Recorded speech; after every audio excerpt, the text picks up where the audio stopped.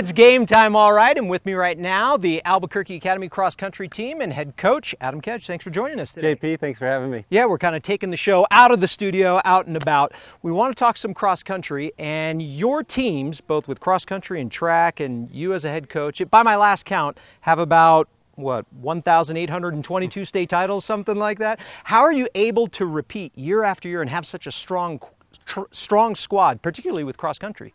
We value our youth in our program, and so from the time kids are 8th grade or 9th grade, we make sure that they're part of our program and that they're getting love and affection from the coaches and attention from their teammates. And when you build from the core, from the bottom, that's how you build a quality program, track or cross country or any sport for that matter. You are rarely in rebuild mode. It always seems like it's just a reload kind of thing with your programs.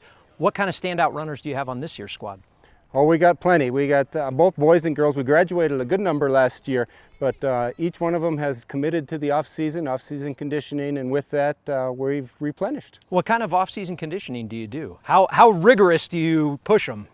Honestly, the kids meet on their own for about 2 months during the course of the summer. They meet every morning at 6 in the morning, and they run together, and then we don't start up as a group officially until the latter part of the summer. So at that point, we start meeting and doing formal workouts, but they already come to us in pretty good shape. Running at 6 a.m., I don't think I'm going to make that one, all right, Coach? You're not going to make the team then, JP, that's it. The Albuquerque Academy Chargers hosted their annual invitational. Let's take a look at some of the highlights.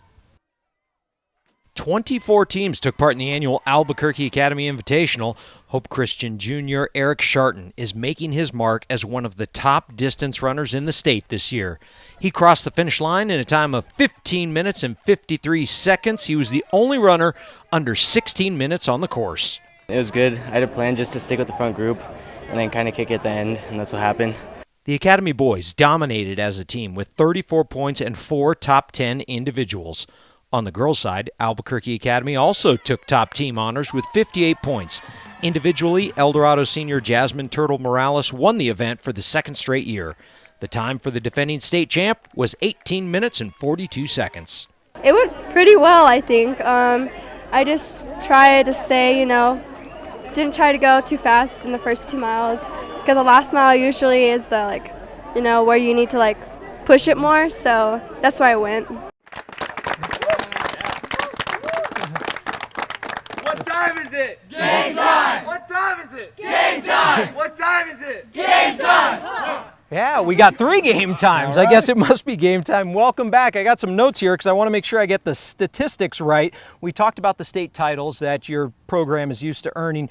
The girls team won the last 3 team titles. Correct. In cross country. Yes, sir. And I don't think a team other than Academy or Los Alamos won the girls team in your classification prior to or past 2007. Does that sound right? That sounds right, and I think on the boys' side it's past 1998. I think it's 21 or 22 years in a row, boys cross country. What kind of rivalry do you have with Los Alamos? It always seems like it's you and Los Alamos, you and Los Alamos. We got 2 programs with great kids on both sides and great coaches. Los Alamos is coached well by Rob, Kathy Hipwood, and now Stephen Montoya.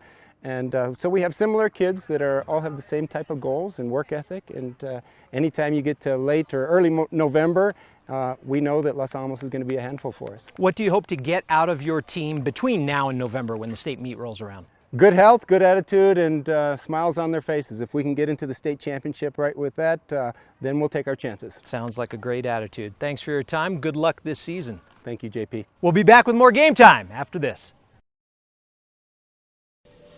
I thought I was pretty tough until I became a father.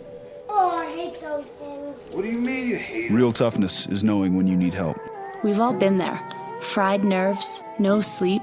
None of us do it alone. If you need help, you've got to ask for it. We need to fight for our kids' futures. It's up to all of us to make New Mexico the best place to be a kid.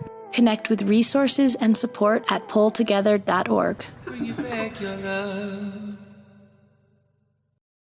Are you living the life of an athlete? The New Mexico Activities Association brings you Life of an Athlete, a resource for students, educators, and parents to understand the challenges students face. Athletes, did you know one night of drinking will negatively affect your athletic performance for 2 weeks? Or that athletes who drink and do drugs are twice as likely to get injured? Alcohol's effects can reduce a high school athlete's potential by as much as 20 to 30%. Are you living the life of an athlete? Log on to lifeofanathlete.com to find out today.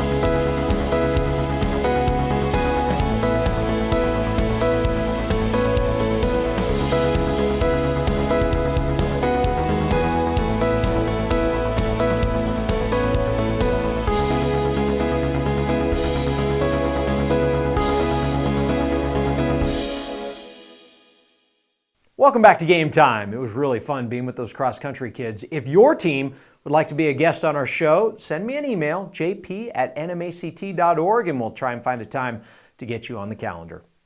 We saw the latest Max Preps football polls this week. Remember, those polls are part of the criteria when it comes to seeding and selection. The poll is just one of the criteria points, but it can affect where a team ends up in the postseason. So does their overall record, and a few teams picked up a key win this week. Here's a look back at some of the standout performances. We expected a shootout from Artesia and Lovington, and we got one. Lovington scored 16 points in the final 2.5 minutes to tie this one up at 52-all. This one came down to the final 10 seconds with the game tied at 52. Clay Hodling threw a 47-yard TD toss to Eric Cueto, and the Bulldogs pull out the thrilling 59-52 victory. After a scoreless first half, the Los Lunas Tigers took control of the Goddard Rockets. Los Lunas put up a pair of scores in the third quarter. That's all they would need, but they got one more. The Tigers improved to 4-2 with a 21-7 win over Goddard. Capital hosted Taos for their homecoming. The Jaguars' defense held the defending state champs to just 124 yards of offense and posted a shutout for the second straight week. The two played a scoreless first half, but the Jaguars pounded the turf in the final two quarters. Junior Luke Padilla scored twice. Capital gets the win 27-0. St. Michael's and Santa Fe gave us some fireworks and last-second excitement. St. Michael's receiver, Rico Gudele, pulled in the winning 18-yard score off a Lucas Coriz pass with 38 seconds to go, and they beat the Demons 32-28. Weird stat of the day, Mayfield has gone through 3 weather delays this season. Mayfield found themselves trailing early to Oñate, but the Trojans battled back against the Knights. Senior running back Matthew Riley scored twice in the first half as Mayfield put up 28 unanswered points in their 28-3 win. Mayfield is now 4-1 on the season with a bye this week. Volcano Vista got a little bit of everything in their 41-6 win over Sandia. Isaac Chavez broke off 2 long TD runs. They also scored twice on defense. The Hawks are perfect 5 games into the season.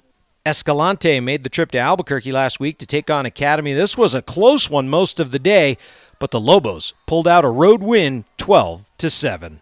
The Aztec Tigers picked up their 5th win of the year, this one against the St. Pius Sartans. The Tigers used 2 short touchdowns from Alex Parra to help them build up a 20-point lead and eventually hold on for the 27-20 win. Aztec will host Santa Fe next week before heading into the bye.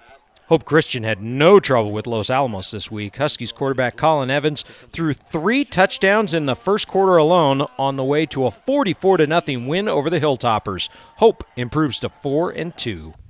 Floyd and Lake Arthur went at it last week. The Broncos jumped out to a 22-6 lead. Ricardo Ramirez with a couple first-half scores, but Lake Arthur scored 26 unanswered points in the fourth quarter, and they walked away with a 46-22 win. Defending state champ Eunice found themselves down in the first half against Texaco, but a strong second and third quarter by the Cardinals proved to be the difference in this one. The Cardinals reeled off 22 straight points. Mason Caperton with a couple TD tosses. Eunice improved to 5-1 with a 34-19 home win over Texaco. Melrose is off to a hot start, winning their first 5 games. Their defense has only given up a total of 32 points all year. The Buffaloes ran over Logan last week 50-0. Senior Tristan Senna with one of the longer scores of the night. Tatum improved to 4-1 with a 50-0 victory over Mesilla Valley Christian. Tatum picked up a pair of punt returns for touchdowns. Tatum will take on Melrose this week for the second time this year. Melrose beat Tatum once already earlier this season. Robertson bounced back from their first loss of the year with a win against Tucumcari last week. The Cardinals blanked the Rattlers 54-0. Robertson is 5-1 and at Santa Fe Indian School this week. Another week and another list of some key matchups in high school football. Here are a few. Goddard is going to Lovington this week, and at halftime of that game, they will name their football field after Brian Urlacher, and the Hall of Famer will be in attendance that night in Lovington. So will we, by the way. Portales makes the trip to Santa Fe to face Capital. That should be interesting. Down in Las Cruces, it's the Bulldogs and Hawks at the Field of Dreams. And in the small school ranks, Tatum will meet up with Melrose. Each fall, the New Mexico Activities Association presents a Spirit of Sport Award. We look to honor someone who has maybe overcome adversity or a challenging circumstance, or someone that has exceeded normal expectations. This year, we recognized 2 individuals who represent the positive spirit and core mission of education-based athletics. They are Tyler Jensen and Max Magaha. This is the story of 2 athletes involved in 2 different sports in 2 different parts of the state, but joined together by a potentially deadly diagnosis. Tyler Jensen is a football player and track athlete at La Cueva High School. A year ago, Tyler noticed a little lump underneath his arm that changed his life. I was just coming home one day from hanging out with another football teammate, and I noticed a bump underneath my armpit. We just figured he had some sort of a pulled muscle. Never thought cancer for sure. Turned out to be a stage 3 Hodgkin's lymphoma type A. Tyler, a 15-year-old at the time, didn't know what that meant at first. Once they said like the big C word, cancer, I was like dang, it really hit me then. Over 150 miles away in Farmington, a 15-year-old Max Magaha would have his own medical emergency. Every day, I had no energy whatsoever. It was tons of bloody noses, and the bloody noses lasted for one day. It was a 10-hour bloody nose. Max was a healthy baseball player with symptoms of what appeared to be a cold, but he just couldn't shake it. Could never get any breath when I was exercising, and when I'd exercise, the back of my head would pound super hard, so I didn't think anything of it. It was at that point they took Max to the hospital, and he was diagnosed with AML, acute myeloid leukemia, a cancer of the blood that starts in the bone marrow and spreads throughout your body. I didn't want cancer, but at the same time I needed something to change, so I needed them to figure something out so I could get better. Tyler and Max had never met, but their paths were about to cross at a hospital in Albuquerque. Yeah, I saw him walking around about whenever I was diagnosed, and I met him, played video games a little because we had nothing to do. I mean, it was pretty cool because we'd be in different hospital rooms but be playing together on like Fortnite or something like that. Or even when we were at home, like in between treatments, we were still like playing together like other video games. Tyler and Max were now teammates in the battle against cancer. There's only so much you can take, and I mean, we feared obviously that we were going to lose him a couple of times. Fortunately, neither family had to go through it alone. It was nice to have somebody going through the same thing as you as a parent to kind of reach out to and kind of, find different strategies to help your kid get through the day. Because with childhood cancer, it's not just the illness, it is like, emotionally it's really tough for them. We relied heavily on them at times. They were from here and they immediately integrated us into their, meal. They brought meals to us every week while Tyler was in the hospital, and we were really, really happy when we stopped getting meals because we knew Tyler was out of the hospital. Tyler endured multiple rounds of chemotherapy.